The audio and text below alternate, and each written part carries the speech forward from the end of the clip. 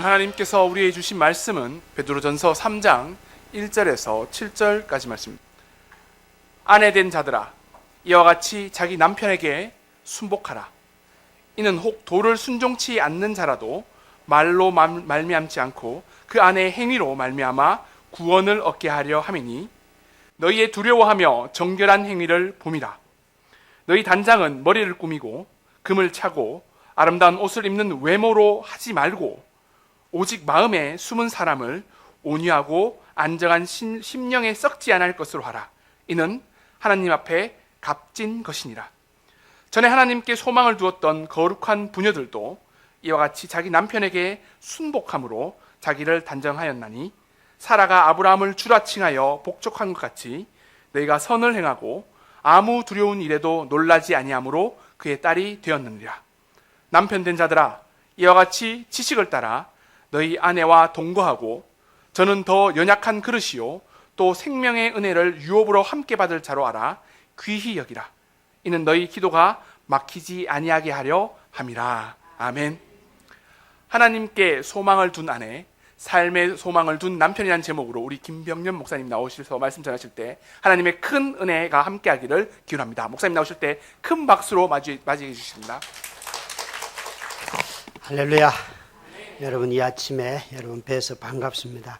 아침에 이렇게 매번 이 시간에 나오셨겠지만 사실 이 시간 10시까지 나오신다는 것은 설거지는 다 하셨는지 모르겠어요. 저도 아이들 보내고 그리고 설거지 다 해놓고 오려고 하면요, 제가 성질이 좀 못 돼가지고 뒤에 뭐가 지저분하게 남아있으면 나오지를 못해요. 그래서 설교는 넣는 한이 있어도 설거지는 합니다. 저는 아내가 10년 전에 쓰러져 가지고요, 뇌경색으로 쓰러졌어요.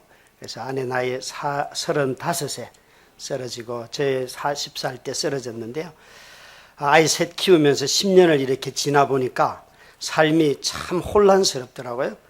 근데 그 혼란 속에서도 살아갈 수 있는 은혜가 있고, 처음에는 그 혼란이 도대체 이게 살자는 건지 말자는 건지 참 고민을 많이 했는데 시간이 하루하루 지나가다 보니까 벌써 10년이 지나갔어요. 그래서 첫째 아이가 9살이었다가 지금 이제 18살이 되어서 그 아이가 고등학교 2학년이 된 거예요.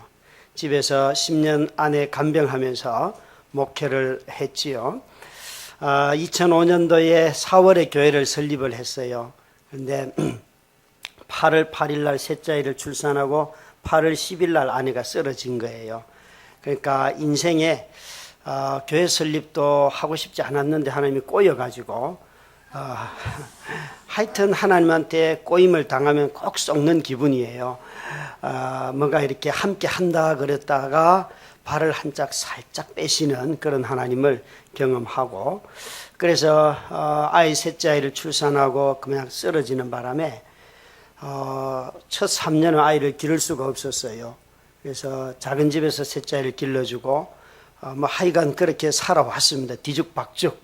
그런데 하나님은요, 뒤죽박죽 또 불안하고 비전이 뭐냐고 그런 거 물을 필요도 없어요. 그냥 사는데 바쁘기 때문에. 그래서 저는 제가 이렇게 성질이 못된 줄 몰랐어요.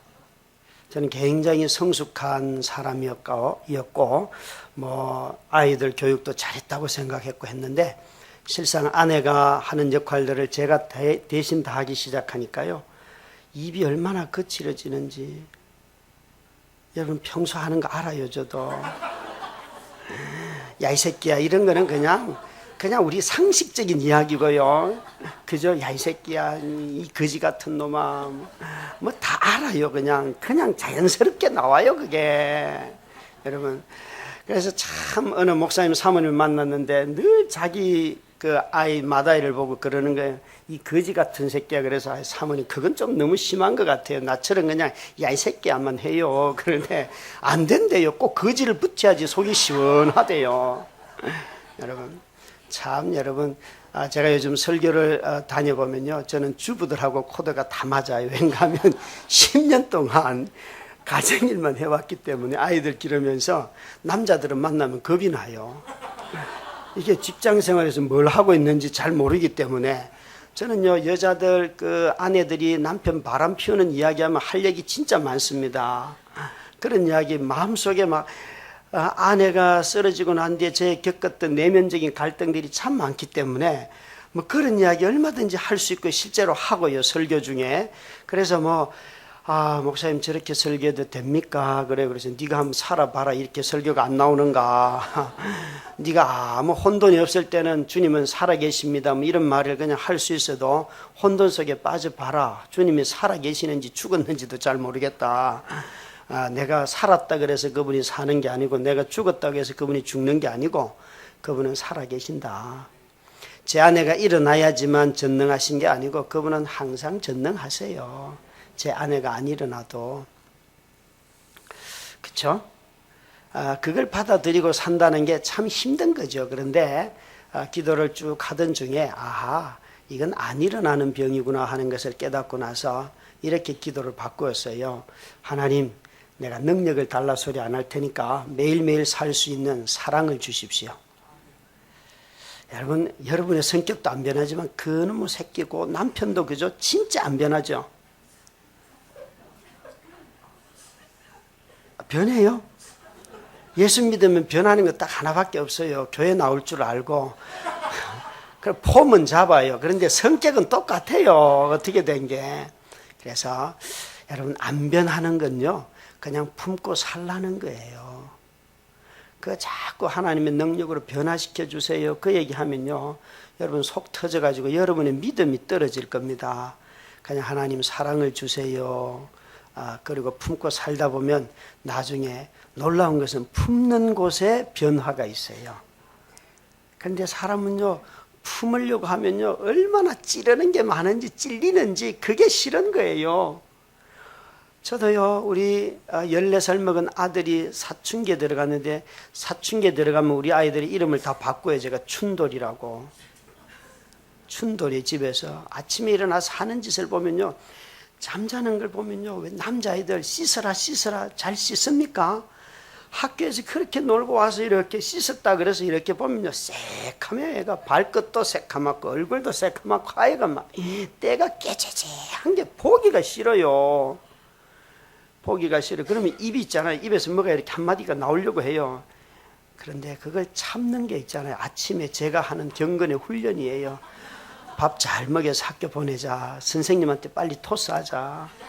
그 마음으로 아침 시간을 보내는 거예요.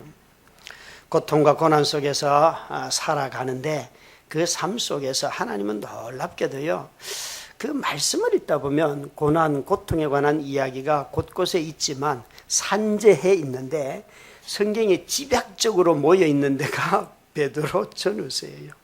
이 짧은 성경 안에 무려 15번이나 고난이라는 단어가 나와요. 그러니까 이 성경에 기록된 내용은 아주 삶이 그리스도 때문에 어려움을 겪는 사람들에게 쓴 편지일 뿐만 아니라 그들에게 또 오늘 읽은 본문의 말씀대로 한다면 아내와 남편에게 하시는 말씀은 너희가 아무리 고통과 고난 속에 살아도 이 하나님의 법을 쫓아 살라는 거예요. 왜요? 그것이 우리의 삶이기 때문에. 고통과 고난이 오면 그리스도인의 삶으로부터 약간 벗어나도 참 좋을 것 같은데 하나님은 그 삶 속에 살아가는 성도들에게 이렇게 살라고 말씀하세요. 여러분, 혹시 남편이 믿는 분 한번 손 들어봐요. 남편이 믿는 분. 안 믿는 분 한번 손 들어보세요. 상당히 안 드시는 분은 남편이 없으신가요? 있는데 여기에 이쪽도 속하고 저쪽도 속하고 두세 개에 속해가지고 나를 헷갈리게 해서 아직 판단이 불가능한지 모르겠는데요. 우리 젊은 집사님들이 그런 분들이 있어요. 목사님, 10년 기도하고 만나서 사는 남편이나 10년 기도 안 하고 만나서 사는 남편이나 살아보니까 똑같습니다 그러더라고요. 이게 무슨 말 하는 거예요? 결혼 생활은 어차피 성질의 밑바닥에서부터 시작한다는 소리예요. 그런데 이 기도한 것과 안 한 것의 차이가 뭔가 하면 밑바닥에서 하나님의 꿈, 결혼이 왜 하는가 하는 것을 알게 되고 그 소망을 붙들고 현재를 품는 것은 기도한 사람들은 그 남편을 품게 되어 있는 거예요. 그런데 기도 안 한 사람들은요, 원래 삶은 다 그런 거야. 저 옆에 한번 봐라. 저 사람들 거, 이 사람들 다 이렇게 사는 거야. 그리고 소망을 잃어버리는 거예요. 여러분, 정말 결혼의 소망이 뭐예요? 결혼의 소망. 목사님, 이제 한 몇 년 살아보니까 10년 정도 살았는데 애 낳고 나니까 결혼에 남편에 대한 소망은 전혀 없어지고 단 소망이 있다면 우리 남편 오늘도 가서 돈을 잘 벌어오면 좋겠다. 그 소망만 있고 그냥 자식에 대한 소망밖에는 없습니다. 우리 부부에 대해서 뭘 기대하지 마세요. 혹시 여러분 그래요? 여러분, 남편들에게 아내를 택할래요? 엄마를 택할래요? 물으면 남편들, 여러분 남편은 누구를 택할 것 같습니까? 아내 손 들어봐요. 아내. 자, 전화를 꺼내가지고요, 회사에 가 있는 남편들에게 전화를 합시다. 해가지고 물어봐요. 여보, 당신 엄마와 나중에 누구를 택할 거야? 의지적인 결정하지 말고 마음에 있는 느낌대로 해줘봐. 그러면 여러분 누구를 택할 것 같아요? 그래도 아내를 택할 것 같아요? 네, 몇몇 분들은 그러고 몇몇 분들은 굉장히 지금 결정을 못했어요. 자, 그러면 여기 있는 엄마들에게, 엄마들은 남편을 택할까요? 자식을 택할까요?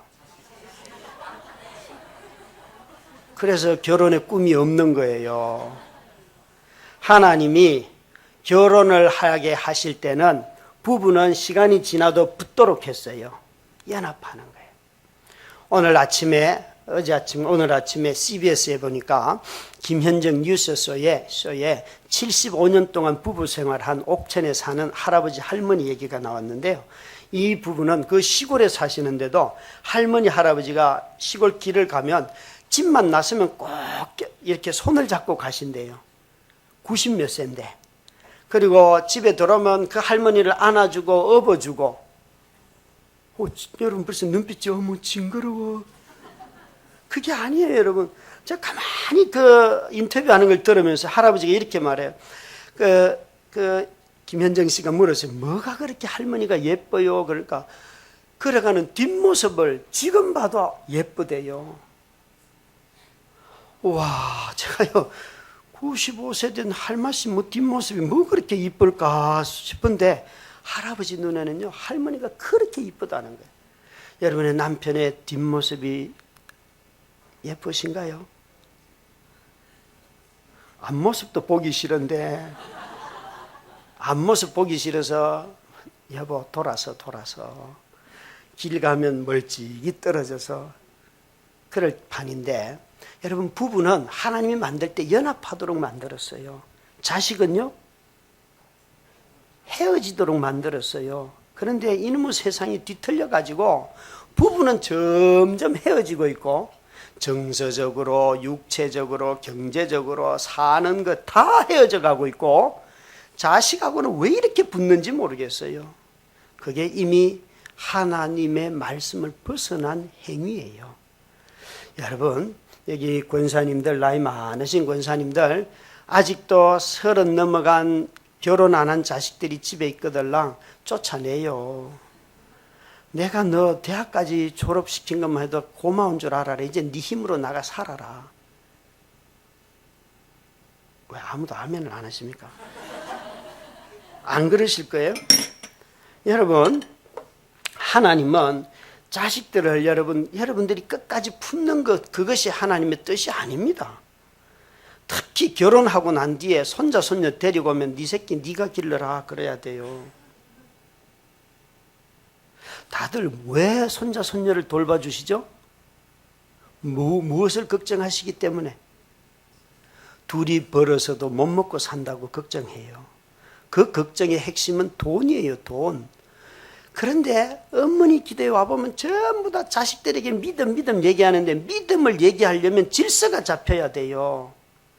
얘들아, 우리는 6.25 사변 때도 우리 믿음으로 살았다. 너희 둘이 벌어서 모자라면 아파트를 줄이고 사는 걸 줄여서라도 너희 믿음으로 살아라. 네 새끼 키우면서 손 트셔야 돼요. 그래야지 자녀들 믿음이 자라지요. 돈 무서워가지고 할머니 할아버지까지 다 동원해가지고요 손자 손녀 봐주면 될 것 같지요? 믿음이 없는 거예요. 두려워하고 있어요. 두려워하고 있어요. 그래서 참 어려움 속에서도 질서가 가정에 딱 잡히면 자녀들을 양육하는 데 어려움이 없습니다. 가정의 중심은 누구 중심이에요? 엄마와 자녀 중심이에요? 아니면 시어머니와 또 아니면 친정 부모님과 남편 중심이에요? 아니고요. 부부 중심이에요. 부부 중심이에요. 하나님은 이것을 바꾼 적이 없어요. 저도 아내가 아프니까 장모님이 왜 안 도와주시겠어요? 그죠? 어느 날 들어오셔서 우리 집을 차지하고 앉으시더라고요. 그래서 정말 제가 동의하지 않았는데 그냥 내 딸 내가 돌보겠다는, 아니 시집을 보냈는데 제 아내입니다. 제가 돌볼 거니까 가세요. 그러니까 너는 목회를 하고, 목회보다 더 중요한 게 마누라입니다. 야, 목사가 그런 소리 하면 안 된다는 거예요. 저희 장모님은 목회가 늘 우선이에요. 하나님의 영광을 위해서 너는 살아야 된다. 저는 아내 돌보는 게 하나님의 영광이에요. 그러니까 딴소리 하지 마시고. 그러니까 아니라는 거예요. 그래서 싸우기 싫어가지고 비켜드렸어요. 3년을 하는데요, 24시간 극동방송 틀어놓고 성경 읽으시고 찬송하고 기도하면서 딸 일어난다는 거예요. 성경을 읽어주면 딸이 이 말씀은 능력이 있고 생기가 있어서 딸을 일으킨다고 믿고, 여러분 간병하면서 무려 성경을 10번이나 읽으시더라고요. 1년에. 그건요 목숨 걸고 읽는 거예요. 그래서 제가 이렇게 말씀드렸어요. 어머니, 성경을 좋아서는 읽으셔도 이거 부적이 아닙니다. 부적이. 저는요 누구든지 간에 싫으면 싫고 좋으면 좋은 소리 해요. 그러니까 목사가 그런 소리 한다고 욕도 많이 먹었어요. 목사가 그런 소리 하지 누가 합니까? 그래서 3년을 제가 견뎠어요. 그러니까 그 방에는 못 들어가요. 아무도. 왠가 하면 장모님의 분위기를 보십시오. 여러분 너무나 거룩한 데 가가지고 여보 우리 뽀뽀 좀 할래요? 못해요 그거. 손자 손녀도 못 들어갑니다. 그래서 우린 다 거실에서 얼쩡거리다가 밖에서 놀고. 여러분 이렇게 하면 남자가 생각나는 게 뭘까요? 아무 생각이 없다. 아니에요. 여자가 생각나요. 여자가. 목사라고 생각이 안 나는 게 아니에요. 얼마나 외로움이 깊이 찾아오는지 몰라요. 아내라도 만지고, 부부관계는 못 가져도요 정말 아내 숨 쉬는 것도 보고 듣고 간병하면 정서적으로 교감은 할 수가 있어요. 그런데 그런 게 다 차단되고요. 그러니까 일으킨다, 회복한다 이 초점만 딱 있으면요 모든 것 다 무시할 수 있잖아요. 제가 방황하는 거예요. 제가. 그래서 3년 딱 지나기 전에 어머님 돌아가십시오. 이 가정은 내가 돌볼 테니까 쫓아냈어요. 정말 쫓아냈어요. 멱살도 저도 잡히고 싸우면서 그래서 한 6개월 동안 안 오시더라고요. 얼마나 행복한지. 그 다음부터 너무 행복한 거예요. 뭐 그냥 아이들끼리 엄마 옆에서 같이 자면서 우리 수다 떨면 엄마가 다 듣고 웃기도 하고 웃는다는 게, 그러니까 정상적인 웃음은 호흡이 가빠지고 그런 걸 다 경험하는 거예요. 그렇게 또 한 3년을 지나왔어요. 그러니까 참 여러분, 가정이 부부가 중심이 되어야 한다는 것을 어떤 상황에서도, 자식 교육시키는 것 때문에 부부가 헤어져 산다. 바보 중에 바보예요. 바보 중에 바보예요. 여러분 기억하실 게 있어요. 자식을 기를 때 어릴 때보다도 더 중요한 때가 사춘기 때예요. 사춘기 때 그 혼란을 겪는 아이들에게 엄마 아빠가 씨름하면서 때로는 욕도 하면서 야 이 죽일 놈아 싸가지 없는 놈아 막 지금 말한 거 다 하지요? 다 하지요, 그죠? 반푼은 안 하나 본데. 여러분 이런 거 있어요. 사람이 얼굴이 깔끔할수록 성질은 더러워요. 한번 성질 나면 그거 감당이 안 돼. 그래서 이런데 목사님들은요 저 성질 안 건드리려고 굉장히 젠틀하게 할 거예요. 젠틀. 이런 데는 서로 영역 침범 거의 안 합니다, 여러분. 그렇죠? 여러분, 이런 데서 살고 있다니까요. 서로 개입 안 하고 어려움 생기면 슬그머니 사라지고 그런 데서 살고 있어요. 그래서 정말 아이들이요, 사춘기에 그 혼돈을 겪을 때에 부모가 함께 겪지 아니하면요, 아이들은 정말 독립해 버립니다. 나중에 부모를 공경할 줄 모르고 형제간의 우애요 없어요. 왠가 하면 함께 혼란을 겪으면서 우애가 쌓이고 형제간의 정이 만들어지기 때문에 그래요. 그래서 그런 걸 없애면 안 돼요. 청소년 사역 하는 분들이 만든 아주 기가 막힌 사춘기 자녀들을 이해하는 단어가 있어요. 지랄 총량의 법칙이라고. 뭔지 아시겠어요? 하나님이 사람을 만들 때 지랄 떨 양을 다 넣어놨다는 거예요. 근데 이 지랄을 언제 떨지 몰라요. 결혼해서 지랄 떨면 가정이 파탄 납니다. 언제 떨어야겠어요? 사춘기 때. 그러니까 여러분 이해 안 되잖아요. 저도 이해가 안 돼요. 우리 아들 가방에 책이 없고 늘 옷이 있어요.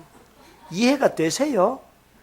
여러분 그 아이는요, 이번에 영어 점수 6점 받아왔어요. 근데 아이는 늘 하는 말이 있어요. 아빠, 나는 영어 공부 안 할 거야. 그래서 안 시키고 있어요. 초등학교 때부터 영어는 안 한대요. 그래서 알았다고 그러는데 6점 받아서 이건 너무한 거 아니냐 그러니까 빵점도 있어 그러더라고요. 수학이요 35점 받아왔어요. 정말 가슴 답답합니다, 여러분. 뭐라고 말하면 평균 34명 중에 자기 반 30등이에요. 그래서 말하니까 내 뒤에 4명이 있는데 왜 그래 아빠는? 나 학교 생활하는데 아무 문제 없어. 걔는 진짜 문제 없어요. 제가 보기에 아무 문제 없어요. 여러분 참 자녀를 기르면서 기다려준다는 것이 얼마나 고통스러운지. 그래서 아이가 그런 이상한 짓을 할 때마다 지랄 떨어라. 네가 지랄을 떨어야지 나중에 가정생활을 잘하지. 그러면서 넘어가는 거예요. 따라해봐요. 지랄 떨어라. 그게 나아요. 그게 여러분 때로는 이렇게 스트레스 받을 때요, 기도보다는 욕 한마디가 속을 시원하게 해줘요. 기도하면 더 답답해요. 이거 언제까지 기도해야 될지. 그렇잖아요. 여러분 참 가정생활이 부모가 중심이 되어야 한다는 것은 여러분 결코 놓지 마세요. 어머니 기도회 하시는 분들 이걸 기도해야 돼요. 하나님, 한국교회가 가정이 부부가 중심이 되게 해주십시오. 돈이 중심이 되면 안 돼요. 너무 쉽게 돈이나 자아실현이 중심이 된 가정이 너무 많다고요. 자식들의 장래가 중심이 되는 가정이 너무 많다고요. 그래서요 세상이 안 변하는 거예요. 가정이 부부가 중심이 되면 자연스럽게 나머지는 질서를 쫓아서 자리 잡히게 되어 있는 거예요. 여러분들이 자녀에 대해서 걱정하는 것보다 하나님이 더 잘 키우십니다. 이런 생각해 보셨어요? 내가 손대면 아이가 망가질까 아니면 더 잘 키울 수 있을까? 저는 그걸 깨닫고 손 안 대는 거예요. 밥 먹여주고 재워주고 입혀주고 그게 끝이에요. 망가진다고 그래서 내가 손 안 대기 때문에 할 수 있는 게 뭐예요? 기도예요. 진짜 그때는 목숨 걸고 기도해야 되는 거예요. 하나님 불안해서 여러분 자기가 아이요 헬리콥터 엄마가 되면요 행복합니다. 자기 레이더 안에 다 들어와 있기 때문에. 여러분 인생은 그렇게 되지 않아요. 그렇게 되지 않아요. 이번 세월호 사건을 통해서 받아야 할 교훈들이 정말 많은데 그 중에 하나는 너무나 순종적인 아이들을 키웠다는 거. 가만히 기다려라 하니까 기다리도록 했다는 거. 아마 여러분, 저와 여러분도 거기 있으면 선장이 가만히 있어라 그러면 상황 판단 안 하고요. 그 다 있을 사람들이라고요. 우리 사회가 아이들을 그렇게 키우고 있어요. 그런데 그 상황에서 아닌 것 같고 이상해서 튀어나온 놈들은 살았어요. 살았어요. 우리는요, 아이들을 스스로 판단하고 스스로 상황에 대해서 종합해내고 이런 애들로 키우고 있지 않아요. 좀비로 키우고 있어요. 좀비로. 그래서 어머니 기도에서 기도해야 될 게 딱 첫 번째 이거예요. 아이들에게 공부하라는 소리를, 공부하라는 입을 다 닫게 해 주시옵소서. 그것만 하면요, 여러분 가정의 평화가 그냥 임할 거예요. 또 아침에도 또 공부하라 소리 하고 나왔죠. 지은 죄가 커요, 여러분. 회개는 그런 걸 하는 거예요. 회개는. 제가 이 강남에 와서 공부하지 말라 이 얘기를 사랑의 교회 가서도 했고 다 합니다, 여러분. 근데 강남 아줌마들은요, 절대 이야기를 하면 아멘을 안 하고 강북의 아줌마들은 아멘 그러더라고요. 여러분, 돈 있다고 애 공부시키는 거 아니에요. 망가뜨려요, 애들. 좀 놀게 해줘요. 믿거나 말거나. 재미없어요. 여러분, 우리가 엄마로서 자녀들을 향해서 이렇게 양육할 때마다 고민이 많죠. 세상은 우리보다 앞서가는 것 같고 세상은 훨씬 잘하는 것 같은데 내 아이를 보면 좀 더 잘해야 될 것 같고, 여러분 그런 걱정이 있을 거예요. 그런데 오늘 여기 보시면 아내들아 이와 같이 자기 남편에게 순종하라. 여러분, 아내들아 다음에 이 한 문장을 기억해야 돼요. 일상생활 속에서 하나님을 생각하라. 여기에 억울해하지 마세요. 1절부터 6절까지는 전부 다 아내에 관한 이야기고 하나님은 항상 남편에 대해서는 한 줄로 말씀하세요. 왜 여자를 힘들게 하시는지 그러지 마세요. 7절에 보면 남편들아 이와 같이 앞에 자매들이 아내들이 하는 건 모든 걸 더하기 해서 하나 더, 그렇게 기록되어 있는 거예요. 하나님이 이 1절부터 6절까지 뭘 말씀하시는가 하면 아내들아 일상생활 중에서 하나님을 생각해라. 이와 같이라고 했는데 이와 같이는 앞에 2장부터 관련이 있어요. 2장 13절부터 쭉 나오는데 뭘 말씀하시는가 하면 인간을 위하여 세운 모든 제도들에게 순종해라 하는 제도에 대한 순종이 있고요. 그 다음에 또 직장에 다니면 상사들에게 순종해라 하는 순종이 있고, 그리고 난 뒤에 부부관계를 말씀하시면서 아내들아 남편에게 순종해라. 그런데 성경은 모든 인간관계의 기본은 순종의 관계예요. 피차 그리스도를 경외함으로 복종하라. 이게 대전제예요. 그러니까 남편만 안 하고 아내만 한다 그런 뜻이 아니에요. 우리가 에베소서를 읽을 때에 아내들아 남편에게 복종하라 그럴 때 기준이 뭔가를 잘 보셔야 돼요. 교회와 그리스도의 관계에서 복종을 말씀하실 때는 교회가 그리스도에게 어떻게 복종했는가 그 모델로 썼기 때문에 복종이라는 단어를 썼어요. 그런데 남편들에게 말씀하실 때는 교회와 그리스도의 관계에서 그리스도가 교회를 어떻게 대했는가로 말씀하셨기 때문에 이렇게 말씀하세요. 자기를 준 것처럼 사랑해라. 그러니까 모델을 가지고 방향이 다른 거예요. 하나는 교회에서 그리스도를 향하고 하나는 그리스도께서 교회를 향하는 방향에서 봤기 때문에 복종과 사랑이라는 단어를 썼는데 그것은 똑같은 말이에요. 똑같은 말이에요. 하나님께서 오늘 여기 있는 모든 아내들에게 말씀하십니다. 아내들아 남편에게 순종해라 그랬습니다. 남편에게 순종해라.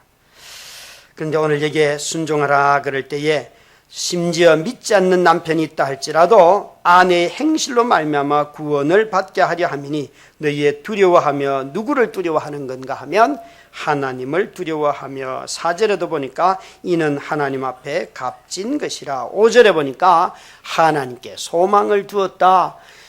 모든 관계 안에서 무엇 때문에 복종을 말씀하시는가 하면 너희가 하나님을 생각하기 때문에, 하나님을 생각하기 때문에. 특별히 안 믿는 남편이 있다면 그 남편의 혹시 나의 이런 행실로 말미암아 하나님이 그를 구원할지 모르니까 복종해라, 그렇게 말씀하시는 것입니다. 여러분들은 하루 생활 중에 뭘 많이 생각하세요? 아마 주부는요, 아침에 일어나서 먹는 거 많이 생각할 거예요. 오늘은 뭘 먹일까? 그래서 먹여서 보내고 난 뒤에는 그 다음에는 내가 뭘 먹으러 갈까? 그 생각을 하고, 저녁 때가 되면 또 뭘 먹을까? 아마 여기다 조금 더 더하면 뭘 입을까? 요거 조금 더 더하면 뭘 얼굴에 바를까? 뭐 이 정도 하면 하루가 끝나지 않을까요? 좀 동의가 되십니까? 예, 그러면 여러분들은 언제 하나님 생각하세요? 늘 주님이 마태복음 6장에 먹고 마시고 입는 거 걱정하지 말라 그랬는데 어쩌면 그렇게 충실하게 늘 먹고 마시고 입고 잠자리만 걱정하시는지요? 거기다가 하나 더 더해서 자식 걱정하는 거 외에는 없어요.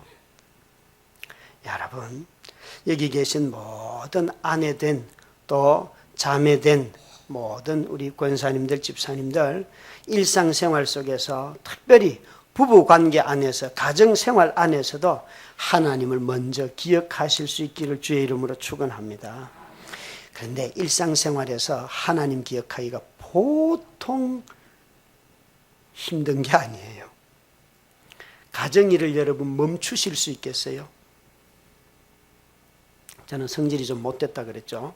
청소를 시작하면요, 제 책상부터 시작되면 이렇게 확장이 돼가지고 쭉 해서 뭐 다 하게 됩니다. 쭉. 저 청소 진짜 잘합니다. 너무 잘해가지고 우리 교회 여집사님들이 목사님 집에는 안 갑니다. 가서 딱 들어가는 순간 정죄 받습니다. 그래요. 정죄 받습니다. 실제로 신방을 갈 때 목사님 이 방 문은 열지 마세요.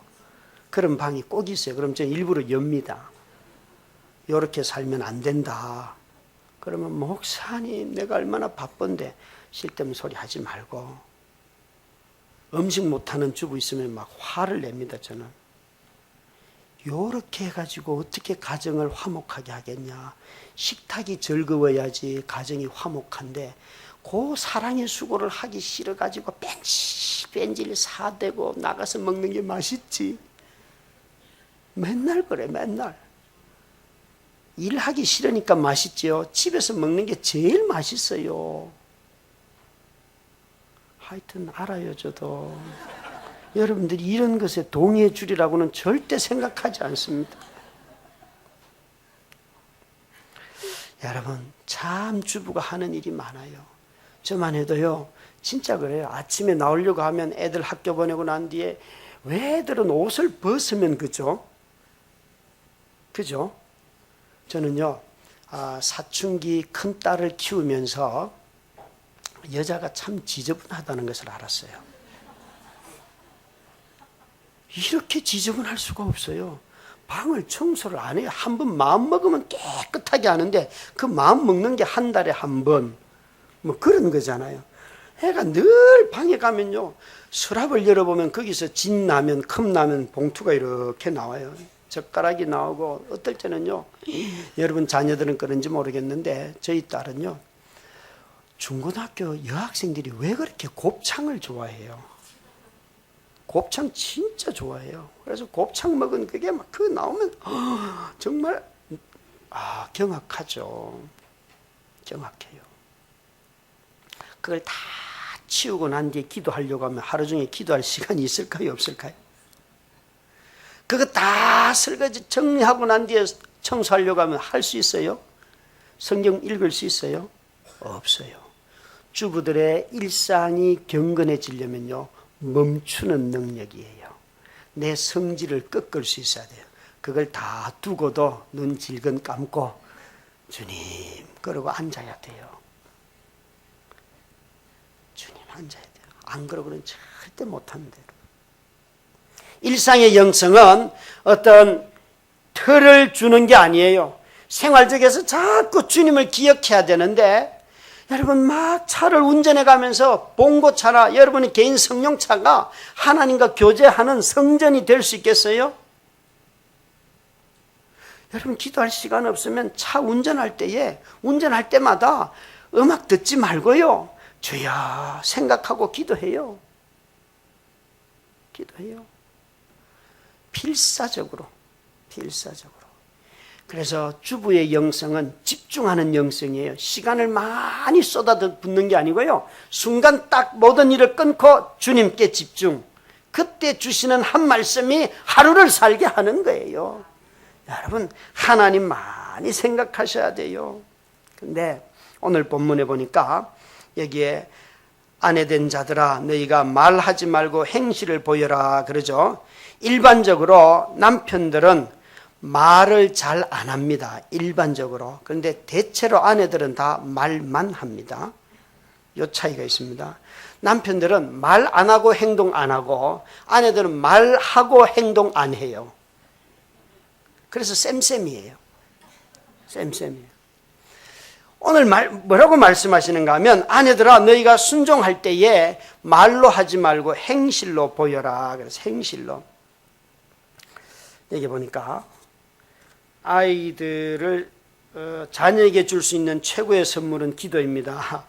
일단 물어볼게요, 여러분. 정말 이게 맞다면 여러분 기도밖에 안 할걸요? 기도만 할 텐데 정말 그렇게 기도만 하세요? 표현은 이렇고 자녀에게 줄 수 있는 최고의 선물은 기도입니다. 그렇게 말하고, 아니에요 목사님, 땅이 좀 필요해요.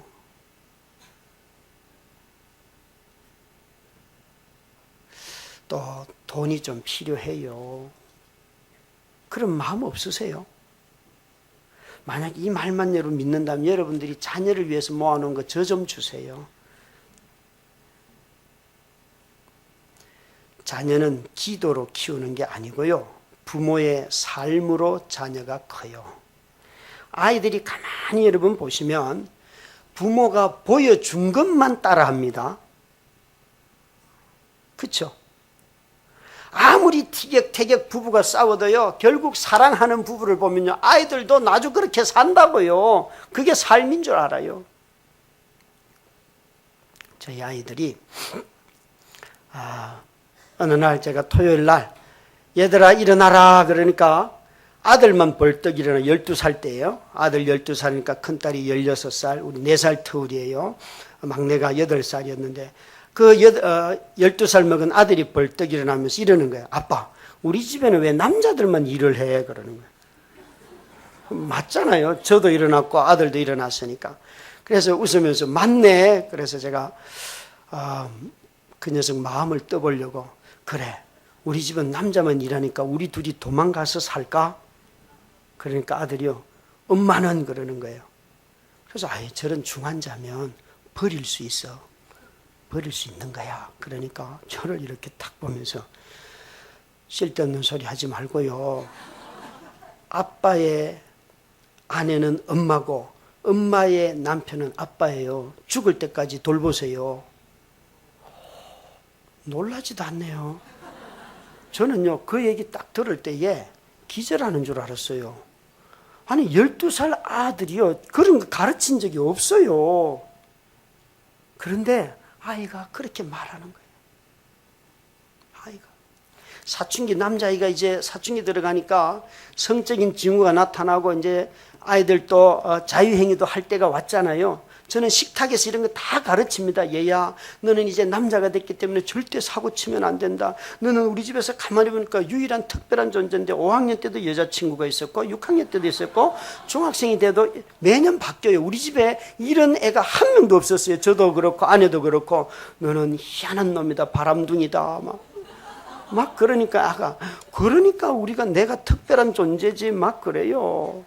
그래서 절대 성관계는 결혼식에서만, 결혼한 관계에서만 하는 거야. 그러니까 알았어요, 우리를 믿어줘요. 애가 그런다니까요. 여러분들이 행실로 하기 싫어가지고 기도로 옮겨가는 거는 아이들이 다 알아버려요. 위선이라고. 오히려 행실이 못 따라갈 때에 자녀들에게 용서를 구해야 돼요. 부부싸움을 심하게 하거들랑 싸우는 이유를 말해줘요. 얘들아, 엄마 아빠가 싸울 수 있거든. 싸우는데 싸우는 이유가 너희 때문이 아니고 이런 어떤 이유 때문에 싸운단다. 그러니까 너희들 괜찮아. 그러면 부부 싸울 때 아이들끼리 놀고 있어요. 그런데 그런 설명도 안 하고 싸우면 애들이 눈치 보느라고요. 설명을 해주면요, 당연하게 받아들여요. 목사님, 성질 났는데 언제 이성으로 설명을 해요? 그게 부모지요, 그게 보여주는 거예요. 여러분, 말로 살지 마세요. 말로 하는 사람들은 다 지배 욕구가 많아서 그래요. 말로 자꾸 누군가를 다스리려고 해요. 말로 남편 다스리려고, 말로 자식 다스리려고 하니까 힘든 거죠. 말에 안 따라주니까. 몸이 순종하는 거예요. 몸이 움직이는 거예요. 그래서 지배 욕구를 내려놓는 사람만이 그 삶을 보여줄 수 있는 것이에요. 그래서 오늘 이렇게 말씀하시는, 두려워하며 정결한 행실을 보라. 그러면서 이렇게 말씀하세요. 너희가 꾸미는데 금이나 은으로 하지 말고, 외모로 하지 말고, 옷으로 하지 말고 마음으로 해라. 성경은 옷도 입지 말라 그런 말씀 하시는 게 아니에요. 무엇이 더 가치 있는 일인가를 기억하고 그것을 좀 더 신경 쓰라는 거예요. 여러분, 참 할 수만 있거들랑 자기를 예쁘게 꾸미는 것 귀한 일이죠. 그렇죠? 귀한 일이에요. 당연히 그건 하셔야 돼요. 그런데 성경은 그러나 너희가 외모로 꾸미는 것이 전부라고 생각하지 마라. 정말 속마음을, 속 사람을 다듬는 것이 더 중요하다 말씀하시는 거예요. 그래서 여러분 보세요. 여러분 다 가정에 들어가게 되면 가정 안에서는 남자든 여자든 아이들이든 어른들이든 다 한 가지 욕망이 있는데 다 쉬고 싶다는 거예요. 누구든지 다. 그런데 오늘 말씀대로 하면 여러분 이게 가정이 쉬는데요. 하나님을 두려워하며 정결한 행실로 머리도 단장 이런 거 하지 말고 심령의 온유함으로 꾸미고 이런 거 하려고 하면 가정 안에서 여러분 쉴 수 있겠어요? 놀랍게도 여러분 은밀한 공간에서 하나님을 생각하고 사시는지요? 은밀한 공간에서. 여러분 남편을 정말 맞이하기 위해서 정성을 들이세요? 세월호 사건이 있고 난 뒤에 사람들이 한 가지 이런 인사가 유행했어요. 유행하고 있어요. 내 옆에 있으면 줘도 고맙다.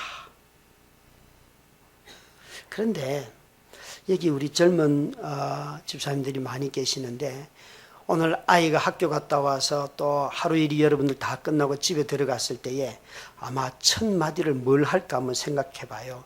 야, 공부 다 했냐? 요걸 제일 먼저 할까요? 어머, 우리 아들 집에 와 있네. 너무 기쁘다 얘. 네가 집에 와 있는 게 난 너무 행복해. 그렇게 인사할까요? 다들 자녀를 볼 때마다 남편을 볼 때마다 뭘 하고 있는가 뭘 했는가를 보면서 우린 다 기뻐하거든요. 그런데 그 자체를 기뻐해 주실 수 있는지요? 그 자체를. 그냥 집에 들어오는 것 보면 술 처먹고 오더라도 어머 당신이 왔네. 냄새 풍기는데 뽀빠져 그래도 어머 나를 그리워했어 이래야 되는데 야 입이나 닦고 냄새가 없을 때 해야지. 그러면 남자 그냥 돌아 나가면 바람 피우는 거예요. 여러분 너무 깔끔하게 좀 살지 말고요. 지저분하게 살아도 그 남자 그 여자 좀 좋아해요. 저는 10년 동안 아내가 9년 8개월, 제가 20년 결혼 생활을 하고 있는데요. 9년 9개월 될 때 아내가 쓰러졌어요. 9년 9개월 동안 들었던 말이 난 당신이 좋아해요. 처음에는 바보 같은 여자하고 결혼한 줄 알았어요. 여보, 당신 변호인을 보고 싶어? 노아를 보고 싶어? 영화를 이렇게 물으면 제 아내는요. 난 당신이 좋아. 그래요. 그런 영화는 없어요. 아니 둘 중에 하나를 택하자니까. 그러면 난 당신이 좋아. 처음에는요 진짜 바보 같은 여자하고 결혼한 줄 알았어요. 왜 멍청하게 이것도 선택하지 못하는 줄. 근데 나중에 알게 된 게 제가 하는 모든 걸 다 좋아하는 거예요. 여러분 참 남편이 미련해가지고 6년 7년 만에 깨달았어요. 그런데 깨닫고 난 뒤에 좀 재밌게 살려고 하니까 그만 아내가 탁 쓰러진 거예요. 그래서 제가 아내한테 당신 10년 가까운 시절 동안 나 좋아한다고 했으니까 나도 10년만 당신을 좋아할 거야. 그 뒤는 나한테 묻지 마. 그러면서 웃으면서 또 넘어가는 거예요. 여러분은 정말 가정에서 하나님을 생각하시는지요? 그래서 외모도 가꾸지만 마음을 잘 가꾸는지요? 마음을. 우리가 어디에다 가치를 두는가 대단히 중요합니다. 아마 어머니 기도회가 생긴 게 자녀들을 위한 기도로부터 시작이 됐기 때문에 하나의 중요한 가치를 가지고 제가 한번 여러분들에게 물어볼게요. 아이가 학교 간다고 분명히 일찍 나갔는데 벌점이 날라왔어요. 지각을 했다고. 그래서 보니까 아이가 일찍 갔는데 지각을 했대요. 그래서 하교하는 아이한테 웬 벌점이냐? 너 일찍 가지 않았냐? 그러니까 친구하고 같이 만나서 가기로 했는데 친구가 늦었대요. 그래서 이놈은 친구 올 때까지 기다린 거예요. 기다린 거예요. 그래서 벌점을 먹었어요. 이거 잘한 거예요? 못한 거예요?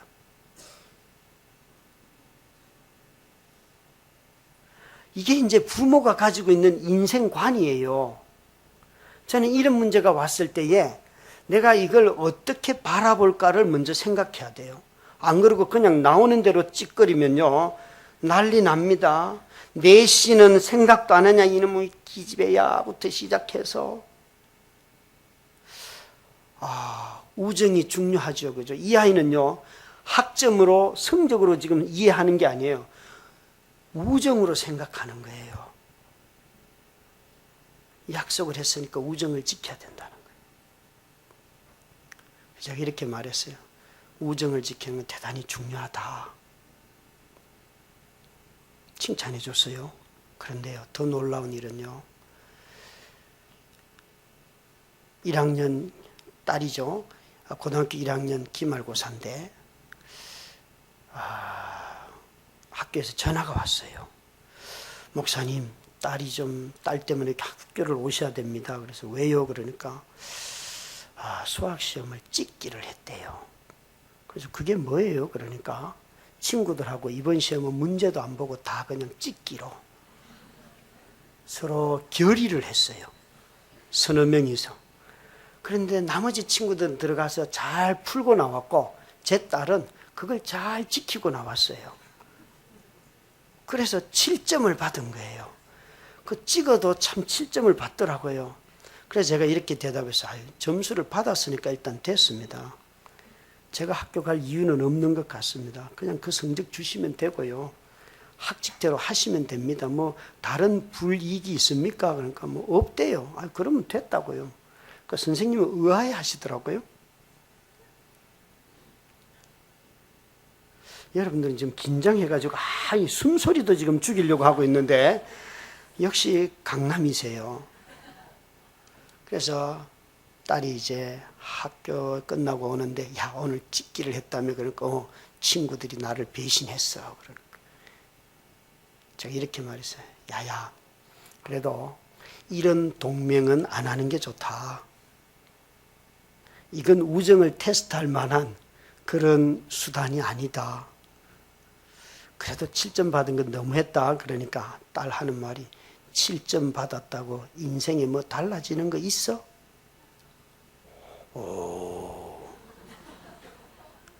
여러분 이런 말 나오면 여러분의 입에서 무슨 말이 나와요?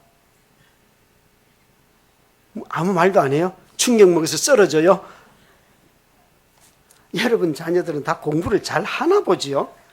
제가 제일 불쌍한 부모들은요 그렇게 그렇게 학원을 보내는데도 성적이 안 올라가는 애들 있잖아요. 여러분, 부모의 유전자인 줄 알고 보내지 마요. 걔도 괴롭고 돈 날리고 힘들어요. 얘야, 너는 마음껏 살아라. 내가 인생을 살아보니까 하나님 마음대로다 이거. 그런 믿음의 담력을 가지고 애들 격려해줘요.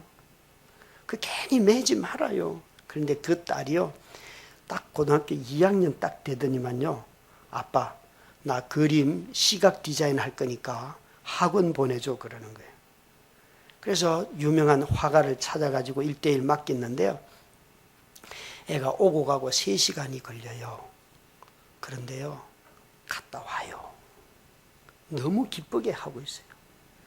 너무 기쁘게, 즐겁게. 제가 깜짝 놀랐어요. 어느 날 교회에 한 벽이 6m, 높이 한 2.5m짜리 벽이 하나 생겨서 청소년 부실이라서, 야, 너희 청소년들이 여기 벽 좀 한번 가서 그림을 채워봐라 그랬더니만, 그냥 그림 좀 뭐 그려넣으라 그랬더니만요, 우리 딸이요, 자기 친구들을 데리고 와가지고 이놈이 다 밑그림 그려가지고 그 6m 벽을요 가득 그림을 채웠는데, 그걸 딱 보는 순간, 아, 이놈은 그림을 시켜야 되는구나 알겠더라고요.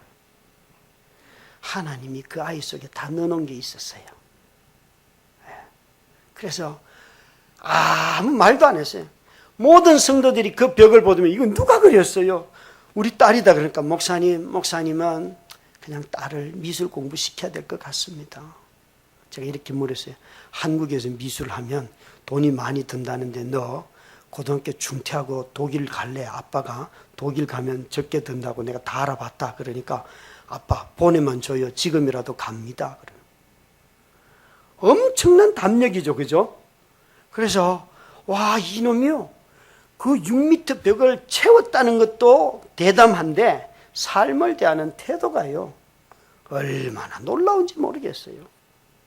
여러분, 자녀들에게 주는 부모의 가장 큰 선물은 컨피던스예요. 자신감이에요. 자신감. 이 자신감이 어디로부터 나와요? 엄마의 믿음으로부터 나오는 거예요. 엄마가 늘 세상 사는 걸 두려워하면, 아빠가 염려하면 아이들의 마음은요, 뭘 하면서도 잘하면서도 불안해가지고요, 아이들이 평안이 없어요. 그런 아이들에게서는요, 자기 불안 때문에 자멸하는 아이들이 참 많습니다. 여러분, 그러니까 기억하셔야 돼요. 베드로 사도가 고통과 고난 속에서 살아가는 성도들, 특별히 자매들, 가정을 이룬 또 불신자와 함께 살아가는 그 많은 사람들에게 하나님을 항상 기억하라, 그렇게 말씀했어요. 남편들에게는 아내와 동거하라 그랬어요. 지식을 따라서. 여기에 지식이라는 것은 상대방의 감정을 이해하고 상대방의 성을 이해하는 그런 지식이에요. 아내와 함께 부부관계를 잘 가지라, 그 소리예요. 여러분들 중에 남편과 부부관계가, 성관계가 끊어진 지 오래된 사람들 회개하셔야 돼요. 그것이 어떤 질병이나 이런 문제라면 괜찮지만, 단지 여러분의 기질의 차이나 성질 때문에, 또 아니면 냄새 나는 것 때문에, 또 뭐 때문에, 자식 때문에, 뭐 때문에 막 온갖 이유들을 뭘 갖다 대도 여러분 회개하셔야 돼요. 부부관계를 잘 누리시길 바랍니다. 왜 아무 대답을 안 해요? 그러면 딴 남자하고 할래요? 제가 책을 3권 썼어요. 첫 번째 책 제목이 난 당신이 좋아. 두 번째 책 제목은 바람 불어도 좋아. 제 여자친구 같은 신학교 동기가 두 번째 책이 나오니까 책 제목이 안 좋아 그러더라고요. 김 목사, 이거 히트 못할 것 같아. 그걸 어떻게 하면 되는데? 그러니까 바람 피워도 좋아. 이렇게 하면 히트한대요. 그래서 제가 이렇게 답했어요. 좋아. 내가 시간이 한참 지난 뒤에 바람 피워도 좋아, 고통을 원한다면 그런 책을 한번 써보마 그랬어요. 써보마. 근데 이 책이 첫 번째 책은 한 37,000권 정도 팔렸어요. 좀 적어요. 가서 인터넷 검색해서 사요. 알았죠? 바람 불어도 좋아하는 지금 한 17,000권 정도 팔렸어요. 세 번째 책이 아빠 우린 왜 이렇게 행복하지? 막내가 한 말이에요. 막내가. 여러분, 저는요, 이 긴 시간 동안 부부관계를 갖지 못하고 있어요. 그래서 이렇게 예쁘고 아름다운 자매들만 있는 곳에 눈길을 둘 데가 없어요. 그거 아세요, 여러분? 남자들이 얼마나 충동에 쉽게 무너지는지.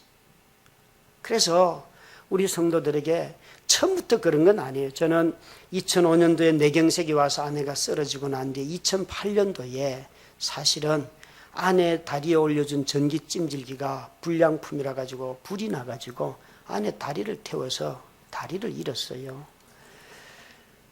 그 고통은요, 이루 말할 수 없는 거예요. 첫 번째는 질병인데 두 번째는요, 저의 과실이 있는 거예요. 굳이 너무 사랑하려고 했고 어느 큰 수련회에 설교를 맡았기 때문에 청년들 5,000명 모이는 수련회 설교자예요. 그래서 작전 기도를 해서 아내를 휠체어에 태우고 매일 밤마다 교회 가서 기도하다가 생긴 일이에요. 그러니까 하나님이 도대체가 싫더라고요. 하나님이 싫어지고 내 과실이 있으니까요. 아내 다리까지 잃고 밤마다 그 간병하면서 다리를 이렇게 만지면 마음에 정죄감밖에 없어요. 참 많이 울었어요. 그런데 사람이 남자들이요, 정죄감이 쌓이면 반드시 성적인 욕구가 살아납니다. 인생을 끝내고 싶은 거예요. 될 대로 그냥 살고 싶은 거예요. 목사라고 해서요, 그게 없어지는 게 아니에요. 깊이 막 올라오는데요, 너무너무 힘들어가지고요, 저 모세골이라고 하는 영성센터 수도원을 하는 임영수 목사님, 영락교회 담임하셨던 임영수 목사님을 찾아갔어요. 목사님, 저는 개척교회 목사고 성적인 유혹 때문에 자꾸 무너지고 그래서 여기 왔어요. 제 마음속에 있는 유혹으로 말한다면 저도 전병욱 씨와 똑같아요. 그런데 행동으로 안 옮겼을 뿐이에요. 그렇게 목사님한테 상담을 하니까 목사님이 이러는 거예요. 젊은 김 목사님, 인간이네요. 인간이네요. 내가 결혼할 방법을 가르쳐 줄게요. 목사 안수증을 반납하시고 노회에, 두 번째는 병든 여자하고는 이혼하시고, 셋째는 마음속에 있는 젊은 여자하고 결혼하래요. 왠가 하면 그때 젊은 여자가 제 마음에 들어오더라고요. 저 여자하고 살면 어떤 여자가 순간에 들어오는가 하면요, 제 말을 다 들어주는 여자. 제일 그리운 게 뭔가 하면요, 성적인 충동보다도 더 그리운 게 아내와 대화하고 싶은 거예요. 대화하고 싶은 그 외로움이요, 얼마나 깊이 밤이 되면 찾아오는지 몰라요. 그 목사님이 이 세 가지 답을, 해결책을 내놓는데 제 마음속에 이분이 뭘 묻는지 알았어요. 왜 목사로 살려고 해요? 그냥 일반인으로 사시지, 그 소리거든요. 일반인으로 살면서 욕망을 따라가면서 살지, 그걸 뭘 숨기고 그렇게 힘써 살아야 할 이유가 뭐예요? 이걸 저한테 물은 거예요. 여러분은 왜 그리스도인으로 살려고 해요? 그 어색하게 세상의 끝도 누리지 못하고, 그렇다고 그리스도인으로서 담대하게 살아가지도 못하고 어정쩡하게 걸쳐있는 삶이 얼마나 많은데, 제가 그 꼴이더라고요. 저한테 묻는 건 무슨 소망으로 목사로 살려고 하고 그리스도인으로 살려고 해요? 그걸 묻는 거예요. 마음에 답이 하나 생겼어요. 그래서 일어나려고 하니까 젊은 목사님 앉아봐요. 성적인 유혹은 정죄하면 집니다. 목사님, 그냥 유혹받는 건강한 인간이라 생각하고 넘어가세요. 그런데 그 유혹을 견딜 수 없고 도저히 절제가 안 되거들랑 저는 목사님한테 이런 상담 처음 받았어요. 자위행위를 하면서 지나가세요. 저요, 자위행위를 하면서 넘어왔어요. 너무너무 힘들더라고요. 두 번째는요, 천천히 지나갈 거라는 거예요. 6개월 너무 빠르고 1년도 빠르대요. 저 2년 반 동안 실험했어요. 지금도 그런 유혹이 찾아와요. 그러나 이기는 법을 알았기 때문에 피하는 거예요. 피하는 거예요. 그 피하는 방법 중에 가장 중심이 뭔가 하면 병든 아내를 제가 직접 돌보는 거예요. 아내를, 배우자를 향한 수고가 없으면 반드시 바람나게 돼 있어요. 자식을 위해서 수고하는 것, 배우자를 위한 수고가 아니에요. 배우자가 배우자를 향한 수고가 있어야지만 배우자는 연합하게 되어 있는 거예요. 여러분, 이미 이혼하신 분들 그냥 받아들이고 사시길 바라요. 그러나 그 언저리에 지금 있는 분들 다시 한번 하나님께 물어보시고요. 그러나 부부관계로 계시는 분들 열심히 부부로서 즐기시길 바랍니다. 하나님이 우리에게 주신 선물이에요. 그런데 40대, 50대요, 만만찮아요. 교회 집사님들 만나서 부부 상담을 해보면요, 직장에서 유혹하는 남자, 여자가 얼마나 많은지 몰라요. 얼마나 많은지. 여러분, 정말 하나님이 오늘 남자들에게 권면했어요. 아내와 함께 성관계를 가져라. 여러분, 남편이 나를 귀찮아 하거들랑 꼼꼼히 따져봐요. 더 이상 위험한 일 겪지 않도록, 그 아픔 겪지 않도록. 그래서 다시 부부가 몸과 마음을 합하시길 바라요. 여러분, 부부가 된다는 것은 먼저 육체가 연합하는 거죠. 성관계를 갖는 것이에요. 정서가 하나 되는 거죠. 대화한다는 소리고요. 영이 하나 되는 거죠. 하나님을 섬기는 거예요. 이 세 가지를 하는 것이 온전한 부부관계예요. 사랑하는 어머니 기도에 나오는 여러분, 이 잠원동 한신교회 어머니 기도의 여러분, 성도 여러분, 정말 이것 하나만이라도 겸손하게 잘 순종하세요. 그러면 자녀들이 너무 기뻐해요. 제가 우리 자녀들이 말을 안 들으면 하는 말이 있어요. 제 시간이 다 지나갔는데 어떡하죠? 그냥 가겠습니다. 우리 자녀들이 말 안 들으면, 얘들아, 그래, 너희들 결혼하면 말 안 들어도 된다. 부모 말 안 들어도 된다. 그러니까 결혼해라. 결혼할 수 있는 연령은 20세다, 20세. 그랬더니 우리 딸이 어느 날 막 하더니, 아빠, 나는 23세 결혼할 거야. 그러더라고요. 23세. 그래서 제가 절대 늦추면 안 된다, 너. 23세 결혼한다. 그러니까, 알았어, 내가 갈게. 그러더라고요. 최근에 아빠 28쯤 안 될까? 그래서, 야, 절대 안 된다, 너.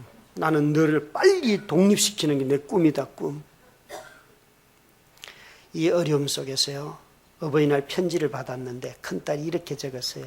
아빠, 우리가 지금까지도 어려움을 겪었지만 앞으로 이것보다 더 큰 어려움을 만나도 우리는 하하 호호 웃으면서 살자. 제가요, 아, 이놈이 이걸 다 극복을 했구나 하는 것을 그 문장에서 찾았어요. 보통 이런 어려움을 겪으면요, 이런 일은 절대 일어나면 안 된다고 말을 해요. 그런데 이 아이는 앞으로 이런 일이 내 인생에 일어나도 우리 웃으며 살자는 거예요. 고통에 대하여서 오픈됐다는 것은 삶을 극복했다는 거예요. 그런데 그 다음 문장이 더 골 때려요. 우리 가족은 무인도에 가서도 호호하하 웃으면서 살 수 있을 거야. 그렇게 적어놨어요. 제가 답장을 이렇게 보냈어요. 무인도에는 네 남편하고 가라. 나는 안 간다. 여러분, 정말 부부관계를 좋아하고 즐기시기를 바랍니다. 제가 아내에게 물어요. 여보, 당신 부부관계를 갖고 싶어? 그러면 아내는 깜빡거려요. 눈을 감은 상태에서 찔끔거려요. 네, 제가, 여보, 당신 뼈 부러져. 이런 환자들은 오래 있으면 쉽게 골다공증이 와요. 뼈가 약해져요. 떨어지기만 해도 뼈 부러져요. 여러분, 건장한 남자가 몸으로 누르면 뼈 부러져요. 여보, 그거는 아니야. 내가 그냥 참을 테니까 여보, 사랑하는 만큼 살아줘. 마음속에서는요, 재혼하고 싶은 마음이 왜 없겠어요? 있어요, 여러분. 그러나 그때그때마다 한순간 넘어가는 거예요. 결혼의 언약은 죽을 때만 서로 풀어지는 약속이잖아요. 그죠? 약속이잖아요. 사랑하는 성도 여러분, 여러분의 남편이 여러분의 남편과 정말 배우자로서 많이 연합하는 것을 즐거워하시기를 주의 이름으로 축원합니다. 여기에 귀하게 여길 자 쭉 있는데 많은 것 있지만 두 가지 건너뛰고 귀하게 여길 이유가 아내가 몸이 허약하기 때문에, 또 두 번째로는 여기 보니까 생명의 은혜, 아이를 낳는다는 거예요. 아이를 낳는다는 거, 이게 너무 귀한 거예요. 여러분, 결혼의 중요한 목적은 출산에 있습니다. 결혼을 통해서 생명을 이 땅에 보내기로 하나님이 만드셨기 때문에 결혼할 때 출산을 잊어버리고 결혼하는 것은 유전적인 문제가 있거나 신체적인 어떤 문제가 있지 않는 한 그것은 불순종하는 행위입니다. 그런데 여기에 보니까 남편들을 향하여서 너희 기도가 막히지 않도록 아내를 귀하게 여겨라 그랬어요. 아내들을 향하여서는 삶 속에서 하나님을 경외하라, 생각하라, 하나님께 소망을 두라, 그렇게 일상을 살라 하셨는데, 남편들에게는 너희가 그 삶에 먼저 기도를 위하여서 삶을 잘 살아라. 여러분, 기도하기 때문에 삶으로 가라고 한 것이 아니고, 여기는 아내를 귀하게 여기는 사람들이 기도를 잘한다, 지금 그렇게 말씀한 거예요. 여러분의 다 남편들이 경건한 남편이 되기를 주의 이름으로 축원합니다. 오늘 우리 사회는 경건한 아내들 찾기는 비교적 수월해요. 그런데 경건한 남편 찾기가 너무너무 어렵습니다. 여러분, 어머니 기도에서 이 기도를 많이 해야 될 줄 압니다. 저는 결혼생활 20년째 하고 있습니다. 앞으로 이 질병과 함께, 병든 아내와 함께 몇 년을 더 살지는 몰라요. 그러나 하나님이 저를 통하여서 지금까지 하신 일들을 이렇게 보다 보면 이유가 있어요. 이유가. 참 가정생활을 하기가 수월치는 않지요. 그렇지만 은혜가 없는 것은 아니에요. 은혜가 없는 것은, 그 은혜 때문에 살 수가 있었어요. 짧게 한 예화만 들고 마치겠습니다. 삶이 참 어렵지만 40대 교회를 개척할 때 돈 1,000만 원밖에 없었어요. 그런데 하나님은 사람들을 붙여주셔서 청장년만 230명이 출석해요. 그리고 교회 학교가 80명이에요. 그러니까 월세가, 교회 건물 월세 나가는 게 800만 원 나가요. 엄청나죠. 1년에 1억 이상을 월세로 내는데, 저희가 빚 없는 교회로 우리 만들어 보자 해서 빚이 없어요. 저희 교회는 아주 행복해요. 사람들이 교회 옮깁시다 이거 담보해가지고 그러면 네가 집 저당 잡혀 볼래? 그러면 아무도 말을 안 해요. 그냥 월세 내고 살자. 그게 우리 속 편하다. 목사님 그래도 건물이 하나님이 알아서 하시겠지. 그런데요, 교회 개척할 때 1,000만 원밖에 없던 제게 교회 헌금을 7년 동안 제일 많이 한 사람은 저예요. 왠가 하면 하나님이 아내 간병하라고 간병비를 보내주시는 분들이 정말 많았기 때문에 그게 넘쳤어요. 그 돈의 많은 부분이 교회로 흘러가는 거예요. 첫 해에만 하나님이 1억 5천만 원 주시더라고요. 병원비 8천만 원 쓰고 난 뒤에 7천만 원 다, 여러분, 다. 얼마나 하나님이 기가 막히게 도와주시나 하면요, 지금 사는 집은 아파트 31평이에요. 저는 40살 전에 아파트에 살아본 적이 없어요. 40에 8천만 원짜리 처음 월세로 그 집에 계약을 하고 들어가는데요, 8천만 원도 없는 거예요. 간병비하고 남은 3천이 있었고 5천이 빌려야 해요. 그런데 어떤 한 형제가 오더니만, 목사님 뭘 도와줄까요? 그러면, 네가 누군데 나를 도와주려고 하냐? 우리 아빠가 제약회사를 하는데 한 1,000만 원대 매해 매출이 있는 회사입니다. 그래요. 그래서 야, 가게가 좀 되나 보네. 그러니까 이 형제가, 그런 거는 가게라고 하지 않고 기업이라고 하는 겁니다. 그래서 기업이 잘 되나 봐요. 그래서 그래, 내가 이사를 하려고 하는데 8천에 40만 원 계약을 했는데 돈이 없다. 그러니까 3천만 원만 주라. 그러니까요, 그 자리에서 3천만 원 수표 3장을 딱 주는 거예요. 3천만 원을 준비해 온 거예요. 제가 아는 사람이 아니에요. 여러분, 저는 5천만 원이 필요한데 3천만 원 받으면 아쉬울까요? 감사가 나올까요? 예, 저와 본성이 같은 분들이 몇 분 계세요. 아쉬움 다음에 감사가 나옵니다. 그렇게 해서 2년을 살았어요. 그런데 주인이, 목사님, 우리 집에 사정이 생겨서 시세가 전세로 좀 전환을 해야겠습니다. 그래서 얼만데요? 2억 5천이래요. 저는 이해가 안 되는 게, 자기 집에 사정이 생겼는데 왜 저한테 달라고 그래요? 그 자기 집에서 해결해야 되는 거 아닙니까? 여러분, 그렇게 고약하게 좀 살지 마요. 자기 집에서 해결해요. 그 입주자 돈 안 빼도 여러분 해결할 능력이 되는데도 꼭 입주자한테 전가시키는 아주 악해요, 악해. 그걸 악이라고 하는 거예요, 탐욕. 있으면서도 없는 것처럼 우리도 궁해가지고 거짓말하고 그런다니까요. 제가요, 준비는 하겠지만 2억 5천은 안 될 겁니다. 목사님, 얼마나 준비할 수 있습니까? 그래요. 그래서 하여튼 준비해 보겠습니다 했는데 은행에 왕창 빚을 내고 해가지고 1억 6천이 준비가 되었어요. 1억 6천밖에 안 됩니다. 그러니까 주인이요, 그냥 계약하시죠. 그래요. 진짜 놀래가지고, 나머지는요? 그러니까, 아니, 없는데 뭘 어떻게 해요? 1억 6천에 하시죠.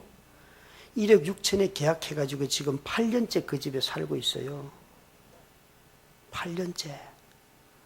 이렇게 말하면, 목사님, 아는 성도지요 부터 시작해서 또 막 말하는데, 그분은 모르는 불신자입니다. 집 이사하면서 처음 만난 분이에요. 여러분 아실 것이 있는데, 장로님들, 권사님들, 집사님들, 목사님한테 당해봐야지 하나님이 어떤 분인지 알게 돼요. 여러분, 그런 분들한테 사기 당해봤어요? 안 당해봤어요? 안 당해봤어요? 주변에 그런 사람들 꽤나 많지요. 특히 하나님한테 당해봐야 돼요. 그래야지 믿음이 제대로 하나님이 어떤 분인지 알고 좀 두려워하면서 살아요. 그분이요, 안 믿는 분이 9천만 원을 깎아서 주는 거예요. 2년 지나고 계약서를 다시 쓸 때 보니까, 목사님이 알아서 도장 파서 찍으세요. 전요, 매년 계약 기간이 지나면 도장 제가 찍어요, 제가. 최근에 교회 때문에 3천만 원 리모델링 공사비가 없어가지고 공사비를 빌려야 되는데 아무도 담보할 사람이 없어요. 우리는 젊은 사람들이 너무 많아서. 제가요, 아파트 전세 자금 담보대출 1억 6천을 딱 청구를 하니까 1억 2천까지 주더라고요. 그래서 거기서 원래 있던 전세금 9천만 원이 원래 전세금인데 3천을 더 더했어요. 그래서 1억 2천까지 지금 담보대출을 받았어요. 주인한테 전화해서 3천 정도 담보대출을 해도 되겠습니까? 그러니까, 목사님, 하시는 거는 괜찮은데 저희 사정이 생겨서 집을 비워달라 그러면 목사님 어디 살 데가 있습니까? 주인이 되려 걱정해 주세요. 그래서 제가 이렇게 말씀드렸어요. 제 걱정해 주셔서 감사하고요, 제가 빼달라 그러면 언제든지 빼드릴 테니까 걱정하지 마십시오. 제가 2년 전에 너무 저에게 이렇게 선하게 베풀어 주시는 주인에 대한 고마움이 너무 많아서, 한 23년 된 아파트인데요, 내가 이 집을 다 리모델링 해줘야지 그러면서 내 믿음으로 발표를 했어요. 우리 성도들에게, 나는 이 집 리모델링 할 거야. 그러니까, 목사님 바보야 바보, 누가 세입자가 리모델링을 합니까? 주인이 하지. 이리 와봐라, 이리 와봐라. 야, 너 9천만 원 한 달 월세를 한번 이자를 계산해봐라. 그거 곱하기 8년 하면 그냥 한 달에 50만 원씩만 해도 주인이 나를 도와준 게 얼마예요? 계산이 또 안 되죠. 남의 일은 또 이렇게 여러분 계산을 잘 안 하시더라고요. 그건 5천만 원에 가까운 돈이에요. 주인이 나한테 5천만 원 그저 준 거다. 그런데 내가 리모델링 하는데 아무리 해도 이거 독박을 써도 2천만 원도 안 된다 이거.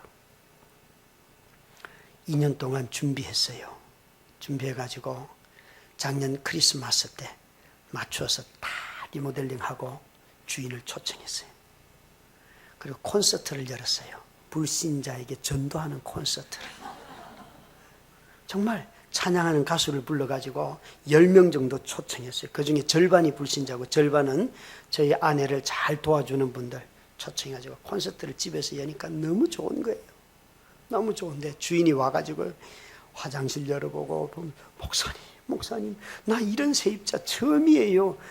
이런 세입자 처음이에요. 그래. 제가 이렇게 말씀드려요. 저도 이런 주인 처음입니다.